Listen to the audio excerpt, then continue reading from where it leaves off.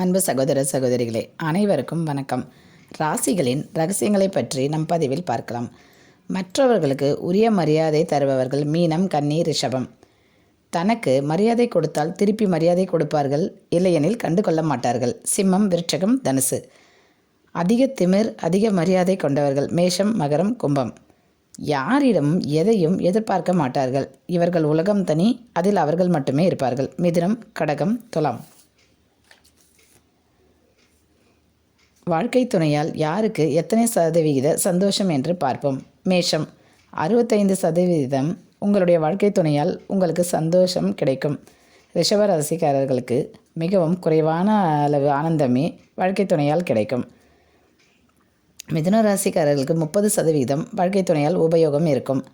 கடக ராசிக்காரர்களுக்கு 15% தான் வாழ்க்கை துணையால் நிம்மதி இருக்கும். நீங்கள் வாயை திறந்தாலே அவர்களிடம் சிக்கி தவிப்பீர்கள். நீங்கள் அமைதியாக இருப்பது மிகவும் நல்லது.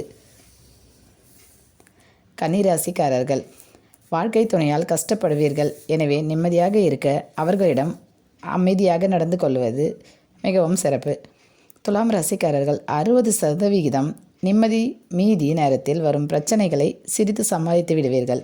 விருச்சகம், பாதி நிம்மதி மீதி பிரச்சனை என்பது உங்கள் வாழ்க்கை துணையின் அன்பாக இருக்கும்.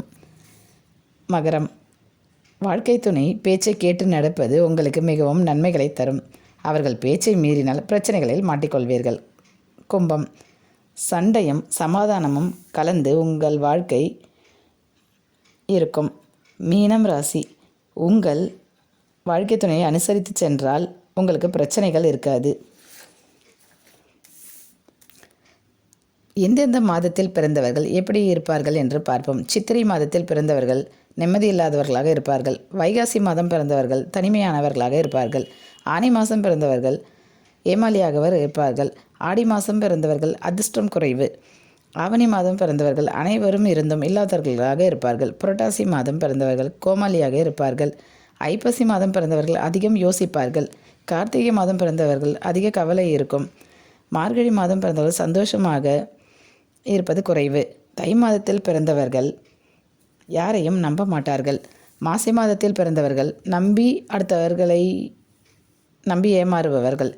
பங்குனி மாதத்தில் பிறந்தவர்கள் எதிர்பார்ப்பது ஒன்று, நடப்பது ஒன்று இருக்கும். பெண்கள் வளையல் அணிவதை பற்றி பார்ப்போம். ஒரு வளையல் அணிந்தால் தனிமையை விரும்புபவர்களாக இருப்பார்கள்.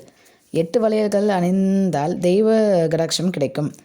10 வளையல்கள் அணிந்தால் செல்வ வளம் பெருகும். 12 வளையல்கள் அணிந்தால் ஆண்டுதோறும் அதிர்ஷ்டமாக வாழலாம். 14 வளையல்கள் அணிந்தால் சக்தியும் செல்வமும் இரட்டிப்பாகும்.